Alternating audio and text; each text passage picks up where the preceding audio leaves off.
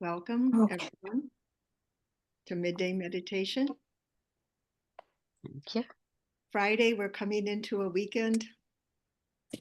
And this week, we've been looking at a very important character in our consciousness, which is the ego.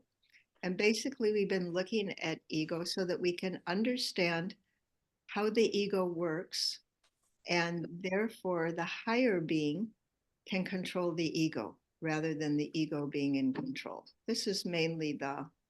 This is the purpose. It's not just intellectual learning, but it's because Raja Yoga, loosely translated, means self mastery. So, So, self mastery means I have to be the master of the ego. I'll always have the ego, but I mean, at least in this lifetime, I'll always have the ego, but I need to be the master of the ego. And so I mentioned that the ego is very simple. It doesn't understand a lot. It isn't able to take another person's point of view. It's not very good at seeing the big picture. The intellect does all of these things, but the intellect has a very narrow range of vision because the intellect believes that I am this character who you can see on the screen. And so for the ego believes I'm the character that you can see on the screen. So the ego thinks that goodness means I look good on the screen. So that's where the ego puts all the energy. So, one thing that happens because of this is it's very easy for the ego to get into a conflict because the ego always thinks that my own limited range of vision is all there is. And so the ego naturally believes, well, I'm right. And if somebody else sees that something a different way, they're wrong. Everything's very black and white for the ego. I'm right, you're wrong. It's never you're right, I'm wrong for the ego. The higher self can say that. The higher self can say, oh, yeah, I see your point of view. I like your point of view. That was a good. I was not seeing the whole picture, but now I understand better because of what you said. But the ego has to be right, or the ego doesn't feel good. So it's very easy for egos to get in conflict with each other. Now, if my ego is saying I'm right and you're wrong, but you're not feeling that your ego is saying that. You're just listening to what I'm saying and you're going, uh-huh, interesting. There won't be any conflict. But usually what happens, if I say I'm right, you're wrong, your ego is going to pop up and it's going to say, no, I'm right, you're wrong. And now we've got two egos trying to figure out which one is right. But both of them already know which one is right. So that's where conflicts come up. Conflicts are between two egos. So if we want a life free from conflict, we have to understand everybody has one of these things called an ego, but I can control my ego. I can manage my ego. And I can put my energy into a higher place. So even if somebody else's ego is popping up, I don't have to be offended. And this morning we had class with Brother Ken. Some of you may have heard him in class last night. And somebody asked him the question, how can we always get along with everybody? That doesn't seem possible. And so the answer that Brother Ken gave was that when we all have, he talked about sanskars last night or memories, and we all have this group of various sanskars of being sensitive, various things that we're sensitive about, and they all kind of cluster together. And so all of these sensitive sanskars are together in one big clump. And so it's easy for them to be triggered. And then when they're triggered in any way, that's when the ego says, I'm right, you're wrong. You shouldn't have done something to me. Actually, the problem is my own sensitivity.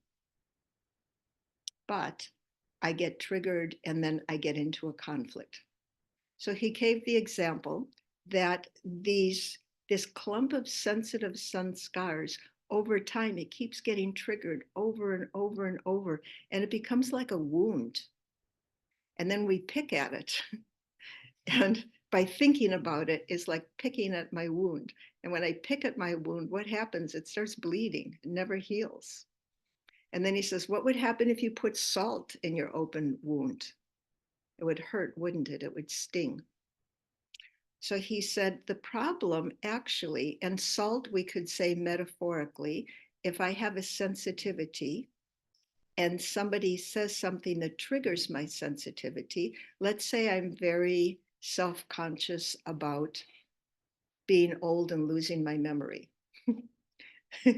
And somebody says to me, how could you forget that? I forgot something. And somebody says, how could you forget that? And I'm very sensitive about it. So it's like I have this wound of being old, getting old, losing my memory, and not wanting to appear. The ego doesn't want to appear that I'm not in control of my own consciousness. So somebody says, how could you forget that? It's like putting salt on my wound. And I think that's a bad person. But actually, Ken said, the problem isn't the salt. What's the problem? Who knows?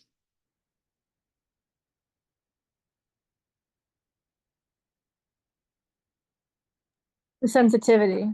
Yes, the problem is the wound. So he says, heal your wounds. And if you don't have any wounds, people can throw all kinds of salt at you and it won't bother you, right? Only if you have a wound does the salt bother you. So the wound comes from the ego. So we're going to be salt proof. That's what we're going to meditate on today. And I have to plug in. Oh, here it is. I don't have to go anywhere. Being salt proof. So to begin with, take a few deep, full, easy breaths.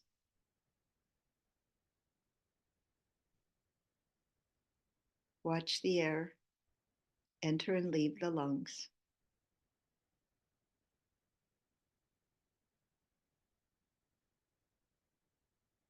Notice how gentle and soft the breath is. Very quiet. No conflicts. No difficulties. Air moving in, air moving out, no problem.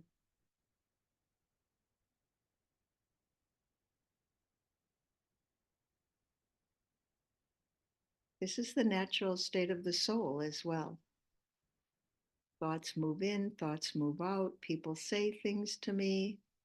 I do things, I say things, in, out, no problem. This is the state of the soul when there are no wounds. And of course, we all have these wounds. And one way that we help to heal the wounds is to not pick at them, not scratch them, not think about them, and not let other people, what other people say and do, not let that scratch my wound. I'm a peaceful soul, completely peaceful. Anyone could throw salt at me and I would not lose my peace. Peace is my truth. It's who I am.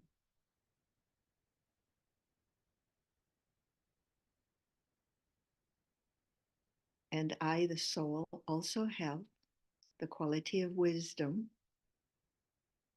And in my wisdom is the awareness that there are all kinds of people in the world with all kinds of personalities and all kinds of belief systems. The ego thinks that mine is right and everyone else's is wrong. But it's simply because the ego only has a very thin slice of reality, just a thin slice. But the higher self can understand everybody has a thin slice. Some have a big thin slice and some have a small thin slice, but all egos just have a small slice. So it would be absurd to argue whether my thin slice is right or your thin slice is right. It's absurd. The answer is neither are. The higher self understands this, and the higher self can kind of laugh at the ego and say, you've got such a tiny view of the world. I'm so happy the higher self, have such a bigger view. The higher self, can understand 8 billion or so souls on this planet. Everyone has a unique point of view, and everyone has an ego. So why would I want to spend my life clashing with other egos? Doesn't get me anywhere, doesn't make me happy, doesn't pay my debts. So I give it up. No clashing with other egos, because the higher self, can recognize the ego and not get involved in it. Even if someone tries to throw salt at me, even if someone knows my sensitivities and throws salt at my sensitivities, I stay peaceful. No, not this time. Not me. Not my job. No conflict for me. No, thank you. I won't accept your salt. Peaceful, blissful, full of good wishes for everyone, because we all know what it's like to be driven by the ego. We're maniacs when the ego takes over. Best to not disturb a maniac. Just be peaceful, be generous, be loving. And then recognize even my own ego is a maniac. So can we love a maniac? Why not? If we love the inner maniac, then that maniac can be quiet, become peaceful, feel comfortable, feel safe. But if we attack the maniac will attack back. So it doesn't make any sense to fight with anybody else's ego. It doesn't make any sense to fight with my own ego. Just be peaceful, be light, be understanding, be grateful that I have this incredible awareness. I can see that which is not visible. I can actually see with my third eye, I can see egos, and I can also see divine qualities. So we'd rather look at things that are beautiful than look at things that are ugly. And I make a choice. The ego may be dancing right now, but I'm not going to pay any attention to the ego. Let me look in the corners and find a good quality to focus on. Or let me pull out a good quality in myself and practice it. This is what the higher self does for enjoyment.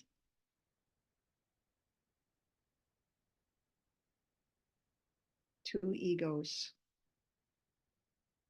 are like cartoon characters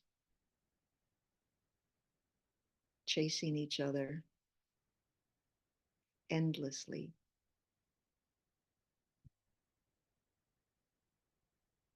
But I'm a soul, a child of God, a divine being. And yes, there is this ego who lives inside, but the ego is not the manager. The ego is a tenant that I cannot evict. It's So I make friends with the ego. I keep the ego quiet. No conflicts.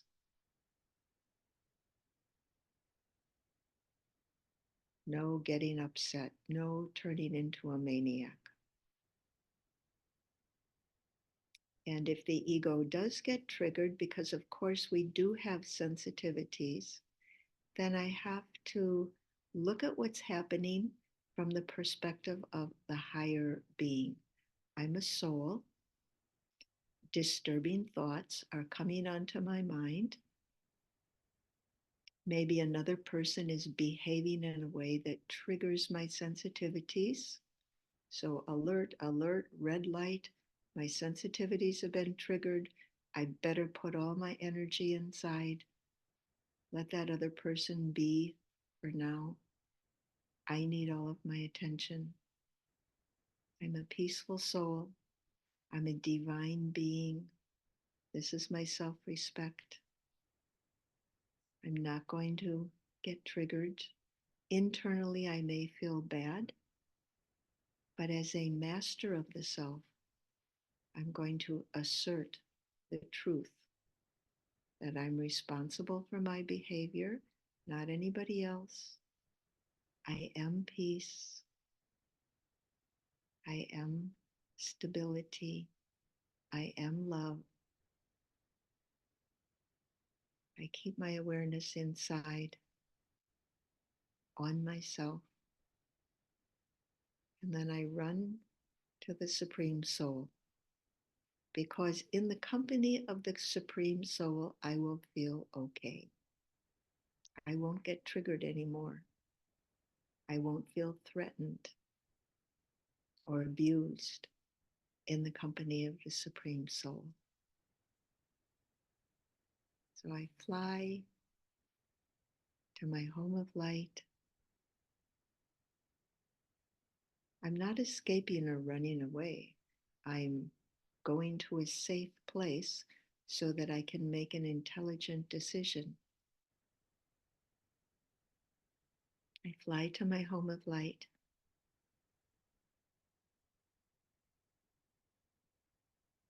I see my Supreme Father in sweet silence.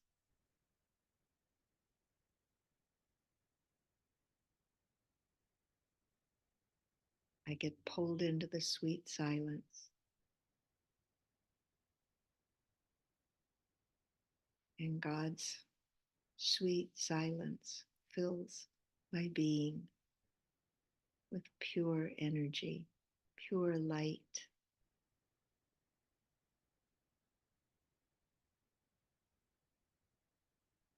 I remember that I'm a divine being,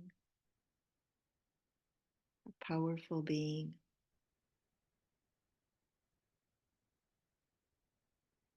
I'm a master of myself.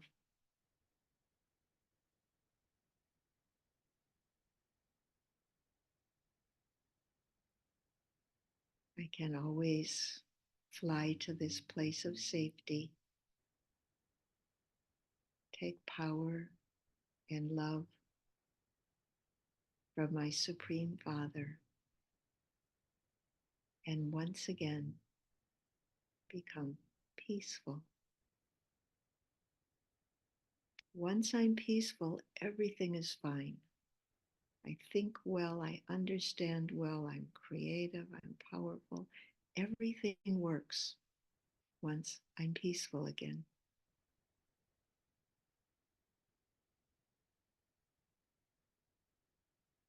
So then the third step, after I've understood the situation from a spiritual perspective, gone to the Supreme Soul for power, spiritual power, and peace, then the third step is to be creative and say, okay, how can I deal with this?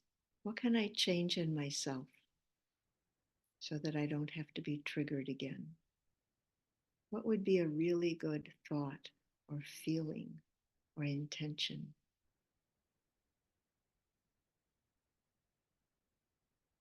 This is the way masters of the self think.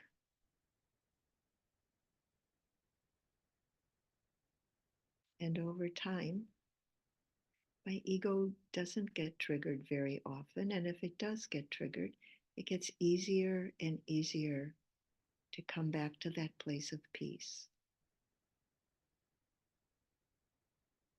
Back to that place of peace and understanding. Remember my divine nature. Rise above the battlefield of egos. Nope, I'm not going to go there anymore.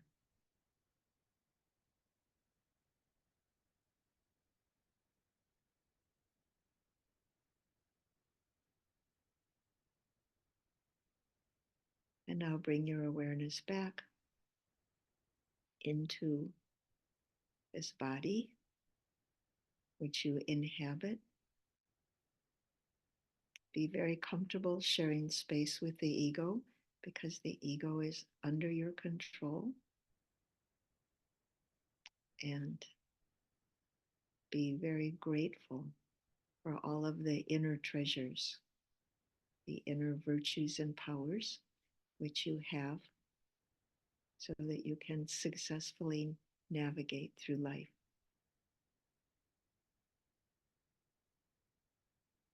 Om Shanti. Now I have to get your blessing.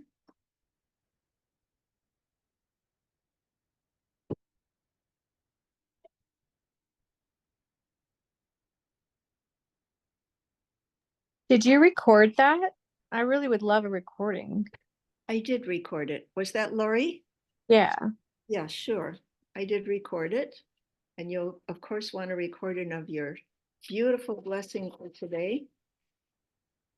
There you are in that sea of blue and yellow. We don't see blue flowers too often, but there are a few. The blessing is you are a noble soul who listens to the call for dignity in the heart and answers that call through every action you perform. Really, dignity comes from living my truth, doesn't it? Mm. And so when I override the ego and from my good qualities I answer, that's dignity. Mm. So I'll read this again. You are a noble soul who listens to the call for dignity in the heart and answers that call through every action you perform. Thank you all for joining. For me, do the recording, please. Melanie, And the Yeah. recording, please. Sure. Is it possible, can you send me the recording of yesterday, Brother Ken's speech? Yes, I have that recording also. I'll Yeah. send it to, Oh, I'll I send would it to love everybody. that. I'll I send didn't. everybody Yeah. on the list. Thank you. Thank you. Today's Bye. recording, Lori wants it and Yeah, Anna. me, Arundhati. Arundhati. Okay, thank you. And Anna. And Anna. Okay. All right. All right. Thanks. Thank you. Bye. Bye. Have a good weekend. Thank you. You too.